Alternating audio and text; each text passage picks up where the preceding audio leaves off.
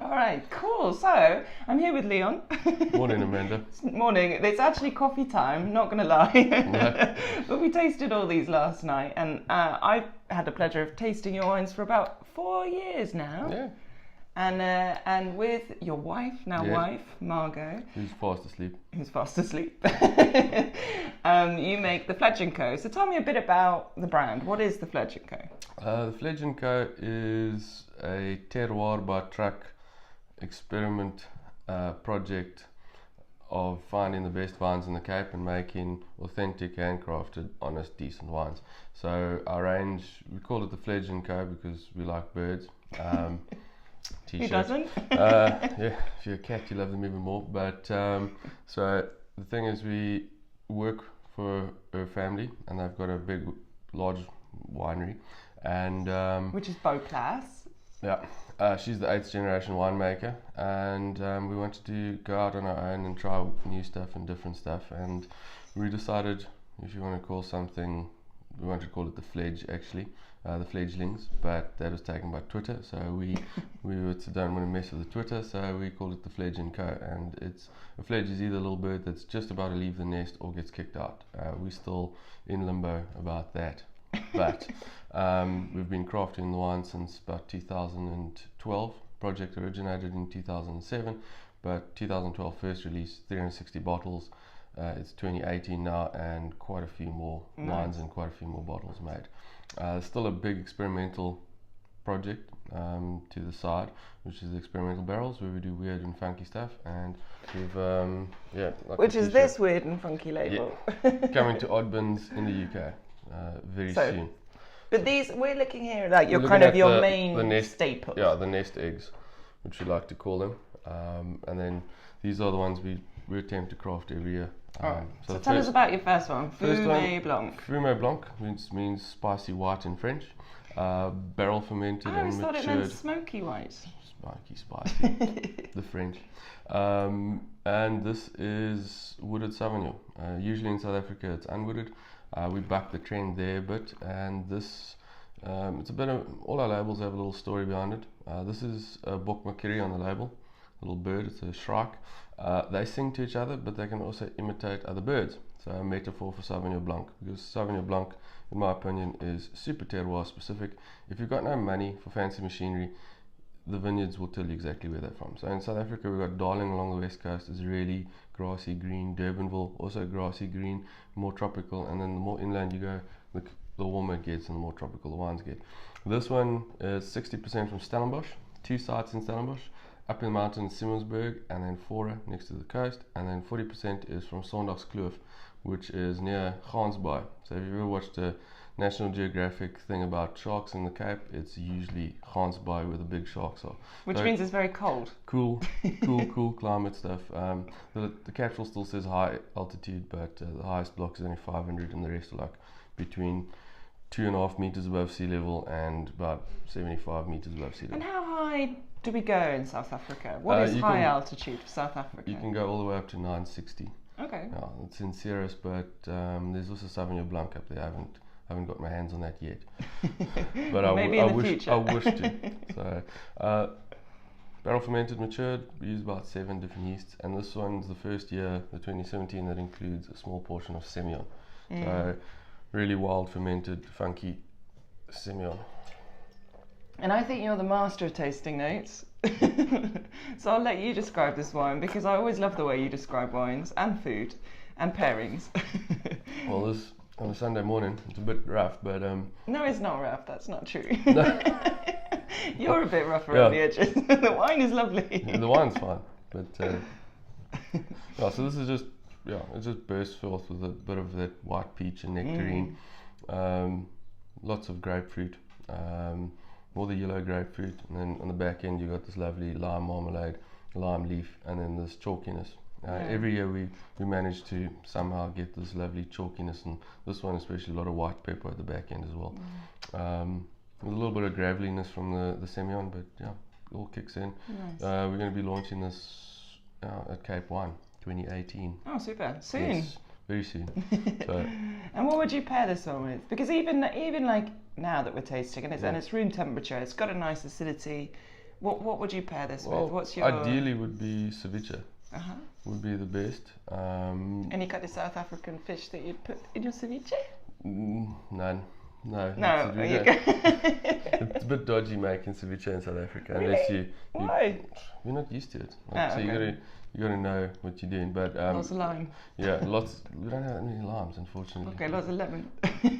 Maybe a pink grapefruit Pink ceviche. grapefruits, That could yeah, be interesting. but it's That would tie quite the nicely. best actually is calamari. So what you guys would call squid, but grilled on the bra with a little bit of lemon butter. Happy days. Yum. Okay, let's move on to your next one. Yeah. So this, I mean, I think even though you make Sauvignon Blanc, you're now making Chardonnay. Yep. You make Riesling. Cab. Your true love is Chenin, isn't it? Touriga National. Oh. In white? In white. The thing You've is, always been a steam yeah, fan. Shannon has been. Yeah, it's like we like crack addicts. We gotta steal a TV or two, so that's why we make the Sauvignon Blanc. But yeah, Chenin Blanc is it's African. I had a discussion with a lovely French lady who owns a chateau in the Loire, and I said to her, well, South Africa is Chenin country. Chenin, or Steen, is an African grape, and she turned 50 shades lighter. Can imagine. And then I explained to her why. Because 1652, Jan van Riebeeck arrived. He wasn't here to colonize, he was here to farm and make booze and make children. So 1655 he got his first grapes, and the Dutch East India Company sent him 4 white grapes, funny enough, and one of them was Chenin Blanc or Steen. What were the others out of interest? Palomino, Semillon and Muscat. Okay. So that's why we've got red Muscat, red Hanepoort and red Muscadel, natural mutations. But the Chenin thankfully hasn't gone red yet. Semillon, we've got Semillon Gris, which is a super mutation. So the Chenin, I fell in love with it because it can create wines from a wide spectrum. You can go from super steely, super lean, super tropical, all the way to something that can match a well-wooded Chardonnay. I like to call them fake Chardonnays, but I don't like that particular style, but you can do it. The thing is, Chenin is also analogous with South Africa. It's about its diversity. It can be anything and everything. This one, the Klipspringer, another little story. That's the Klipspringer, which is a little buck, and they live up in inhospitable places like the Swartland. We found one day in the vineyards eating the vines, so that's why it got into the label. We didn't do anything to it. And then they Apart from clap. yeah, usually they scare the living Shout. yeah, usually they scare the Get off living my daylights about. No, they scare you because when you sampling the bush vines, you're like hunched over and like just tasting And the berries bush picking vines up. in the Swartland, just to give Bonsais. someone an idea, you know, they're these tiny little vines Bonsais, all yeah. on the floor. They look like About- bonsai trees, yeah. you're right. The older they get, the higher they go, and the old candles and stuff. And the Swartland is sort of ground zero for all the older dryland bush vines, and that's because the farmers, it's part of their culture and part of their heritage. The Steen, as they called it. If your grandfather had a block, you keep the block, and you just have a bit of sheep, bit of cattle, bit of wheat. And the Swartland is like any typical old school agrarian area. They didn't want to drive flashy cars, they didn't want to go on a holiday to Saint-Tropez. They liked living where they lived, do simple things, go to the sea, catch a bit of fish on December holidays, bit of crayfish, and the rest of the time just sit on the farm. So the Klipspringer, it's like a swan. They pair for life, except they're not as promiscuous as a swan. So we 2 people who make the wine, and Paired for life. pair for life. So there we go. And then we've got the Southern Cross and Orion's Belt, because it's a little bit dodgy, you can see it now. Southern Cross because Chenin's an African grape, and that's what it looks like when you drive You're out. going to upset some French people. Dude, does he care? No. We're gonna come to the Chenin conference next year, so then it can come upset me. And then that's what it looks like when you drive out at 3 a.m. from Collerstorp to go to the Swartland to pick your grapes. Which you do a lot. Like, Yeah, I we mean, drive- I've met you in Harvest, and you're insane. You drive all around the Cape because you source vines or source grapes from all over the Cape. Yeah. What's your kind of average distance driving per harvest? Now we're working with 35 vineyards, 17 varietals, and then about 7 to 8 different regions, all the way from Piketberg in the north to Darling on the west coast, and then all the way down south to Napier, and then the Outeniqua Mountains still. I do about 20,000 kilometers just in vintage. There you go. That's what you need to put on your website. Yeah. And why I will walk 20,000 kilometers. Yeah. So that's about 15,000 miles. So each year, just in harvest, in about 9 to 12 weeks. That's what we do. And what is it that drives you? Because you're clearly looking for these different sites to find the kind of best expression of this, but then you blend. We were saying last night, the first single variety Chardonnay, which we tried, which is delicious. You need to try it. But you blend all the different vineyards. So what is it about seeking out the vineyard, and why do you blend it in the end anyway? Because it's the Cape. It's in us. We're a blended nation. It just also gives you more complexity, I think. It was a difficult decision to make a single vineyard Chardonnay, in a way, because the vineyard's amazing. It's from a cool site, and the wine is complex and really nice. This year I've added 3 other vineyards, and the wine's better. It's fuller. It's got more layers. So You've it's made all a about blended Chardonnay now. Yeah, all from Elgin, but 3 different clones, 3 different vineyards, and then about 4 different soil types in the blocks. But with the Chenin, this is where we went but totally nuts in 2017. This is 4 vineyards, the youngest being 1983, the oldest being about 1970. And they're all dryland, all dryland farmed, and all bush vines. Nice. And it's sandstone, granite, and schist soils. That's beautiful. This one has those really nice waxy aromas I really like from Chenin. Yeah, this is just popping. It's we've for about 7 years we only did a surly matured Chenin. This is the first time that we did barrel fermentation. So this is 50% barrel fermentation and 50% tank. 9 months in tank on the fine lees and 9 months in barrel. All old French, and 2 to 5, 300 litres. So because you want to keep it kind of neutral as there as a vessel rather than a morning. Told you it was the morning. All right, let's move on. So in reds, tell us what you do in red, because you do a ton of whites.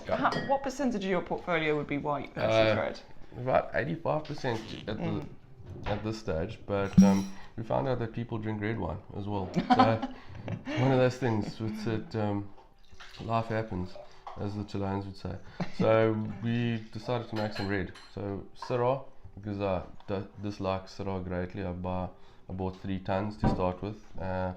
We did Touriga, of course, Touriga Franca, Suzal, and Tinta Barocca.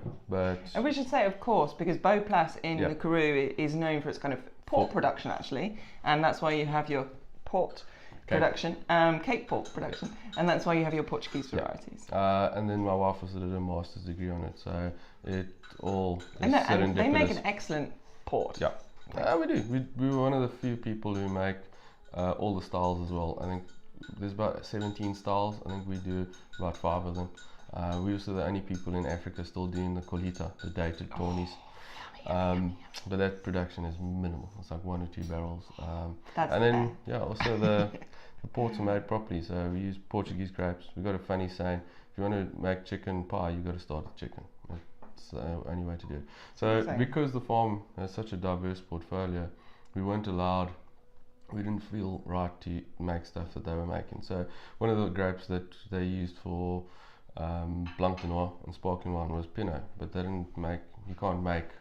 You can, but it's not that great. But you can't make Pinot in the Karoo. So we went out and made Pinot by accident, actually, totally by chance. Because the grapes came in 2013. It's a really old block. That time it was about 30 years old, and it was the wrong clone, BK5, but it was really nice vintage. Grapes came in. I said it would work. Margot said it won't, because it's Pinot from the Karoo. And I said, well, let's give it a chance. She didn't want to do it, so Saturday morning when nobody's in the cellar, we still ferment in open lagars. And then I stuck 2 sieves in the respective lagars and walked out 450 litres in buckets. The 2 barrels hid behind a dark corner, and so the Catfish Pinot Noir was born. Nice. Catfish is like, it's one of those bottom feeding fish, isn't it? It is. Is that because you did it in secret? In secret, yeah, pretty much. And it's also an ambush hunter, so it's totally unexpected. It's a totally unexpected fish as well. They also, one of the largest migrations of fish other than the salmon runs in North America is in the Okavango Delta, which is a catfish spawn, which is amazing. So we need to sell a bit more wine so we can go see that and have a catfish. And they're also delicious apparently. And they're all over the world. So Pinot is, it's Pinot is all over the world. But what makes Pinot from the Cape and special or unique, and why have you sought out the vineyards you use here for your fledge? Which this is your top wine, isn't it? Yeah, it's a super barrel selection. Might say your kind of icon, if we were to use that word, which we use in South America all the time. But no, the bottle's not heavy enough. It's your most expensive wine, should we say that? Yeah, it's one that we ask you a little bit more money for. But still not that much. No, not too much. How much does this sell for? It's about $3.75. So which is about 30 quid? Yeah, under £30. About £30. More like $22.50 now. Maybe $40. Yeah. Which for Pinot is cheap, and for a special Pinot like this. Yeah, anyway, tell us about the Pinot. So this is a super barrel selection. It's the 5 best barrels. We don't make it every year, and it's totally vintage dependent. And this resulted because of an Australian gentleman who walked into the cellar and he said he makes Pinot. So I said, well, Australia can make, I suppose. Came, tasted the barrels, and he said, listen, keep this all apart, bottle it on its own, charge a hell of a lot for it. And I said, well, no, I can't, because the blend's made, the truck's coming to load the wine. And thankfully there was more wine than, maths isn't great with us, so there was more wine than could fit into the truck, and we had a barrel left, and that's how we bottled it. So he's out there still, and then in Australia, in Clare, I think he's in the Clare, and he made back-to-back Sydney Wine Show Pinot Noir champion, so he actually knows what he's doing. He knows what he's doing. But this is delicious. This is my favourite of your Pinots, obviously, because it is definitely the top. But your Pinots have a really nice kind of crunchy texture. I think in the mouth they're always very textural Pinots. They're quite fresh. But in the nose they're very seductive. They're a bit more feminine. That's why I fell in love with Pinot Noirs, because it does haunt you. And I was very fortunate. The first Pinot Noir that made sense to me was a South African one from Friesenoff, Jan Boland's Pinot. And then what really put us on the Pinot track was a bottle of Val Romani, which was just amazing. And we're fortunate enough to go to Burgundy. But when you're in Burgundy, you realise that you can't do it anywhere else. It's just you can't make Burgundy elsewhere. No. So it doesn't help even that you try. You should just interpret the grape where it's grown. So this is Elgin, which is a cool climate area. Apples and pears. My winemaking this was the cider teacher. area, Yes. wasn't it? No. Previously? No, just apples. Oh, no, we really? don't have a cider industry. We do. I've seen Elgin cider. Yeah. But is it a new thing? It was a small thing? Yeah, it was mostly just apples and pears for export and for packing and for consumption, and then apple tizer, which is a brilliant product. We don't have those old Perry apples. We got like eating apples. So it's also quite a young region. Paul Cleaver started up there in the late 70s, early 80s with Pinot and Chardonnay and Sauvignon Blanc and stuff like that. This is 2 clones, the 777 on decomposed Table Mountain sandstone over white clay, which is a rarity in the Cape, and then 115 clone on Bockerveld shale, which is really shaly, schisty stuff, and then under it is red clay. The 115, nice, big, structured, 777 on the sandstone gives you this lovely cranberries, strawberries, that little bit of soy bois, that the sexiness of the Pinot. This is 2 second full barrels, all French, and the rest is just old 300 litres. Nice. We also, what does it taste like?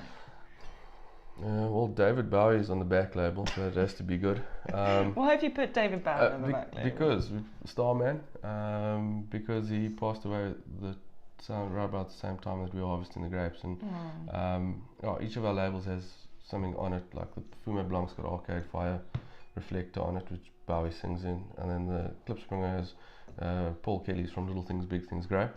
And then this has got Bowie, and every year it changes. So the 2017 has Tom Petty on it. But does this reflect what you're listening to when you're driving? Yeah, or not sort necessarily. of. Sometimes. Sort of. Sometimes it just happens. So this, you got a little bit of that pink flowers, a little bit of Turkish delight, rosehip mostly. I would say on the nose it is quite floral. And then lots of cranberry, and then just that hint of soy bois, which... What is soy bois? Forest floor, autumnal flowers, earthiness, which is lekker. We've released the 16 which means vintage. Great, if you haven't heard of lekker before. So we released in the 16, which is only 300 cases. We're releasing the 16 before the 15 and before the 17 because it's a more open vintage. And the others are just bigger, more bulkier. And these we believe can age a bit. So you're looking at 10 years in your cellar. It's delicious. We charge you more so it has to age. I shouldn't be drinking it because I actually have to drive to the airport, but it's so nice. It's really delicious. It's very inviting. Oh, we need bacon and eggs now. Yeah, that's a good idea. Pinot and bacon, perfect. There you go, there's the pairing. Yeah. And tell me, so you often talk about clones, you often talk about soils, and you often talk about climates. How much, when you're seeking out a vineyard, you know, are you looking for a combination of everything, age, soil, clone, or is there something that you're more interested in than, you know, does anything kind of tip the balance for you? Well, the feeling. The old guy who taught me about wine, because I didn't study wine, I got thrown in the deep end. I wanted to harvest, so I went out and made wine at a big winery in Philadelphia, which is outside Durbanville, and the guy there, Niku, he's still making wine. And he can't wear shoes because he drinks so much Sauvignon Blanc that he gets gout. So he walked with sandals and he said, well, this winemaking gig, you don't have to wear shoes. So I was in. But he always took me to the vineyards and he always said, don't think about the wine you want to make or the awards you want to win or the price of the wine that you're going to charge. Rather think about what you're going to eat with it, who are the people you're going to chat, sharing a bottle with. And then in the vineyard, if the vineyard, you walk in there and you get a lekker feeling and you feel something special, and it's just that, it's that serendipity. So fortunately, all our vineyards, there's a joke that says, what's it, no good wines come from a shitty vineyard. So pretty vineyards make pretty wines, but it's more about a feeling. And then also the climate, you've got to, it's like a metaphysical type science weird thing. But yeah, we go out for clones, soil, age. But it's first the feeling. It's like Leo calls it, what's it, reverse winemaking, which we came up with drunk on a mat in Stellenbosch. So you just think of the wine you want to make and then you work backwards to the vineyards, and that's it. Thankfully we work with really good growers. Everything's still done by hand. We charge them a premium, they take care of the workers, so it's a nice feeling to bottle their good stuff. And then it's, the Pinots is just vintage dependent. Pinot doesn't really help if you try. What did you say? Last night it's like going to a nudist beach. Pinot Noir is like going to a nudist beach. It's vintage dependent. No, that's not what you said. You said it's like going to a nudist beach and you can't hide anything. Which I think is a very nice way to end this. It's like all wine. You can't hide. Yeah. The vintage, you can do as much as you want to in the cellar, but if the grapes aren't good and the vintage isn't good, it's going to show. Yeah. We are the squishy bit that buggers up everything, and that's why we take so much care in what we do and how we do it, because there's so many man hours involved in it. And miles. Yeah. Miles are fun. Coffee shops and pies. So. Super. Nice. Thanks well, so much, you. man. Cheers. Slante. To a good day. Yeah.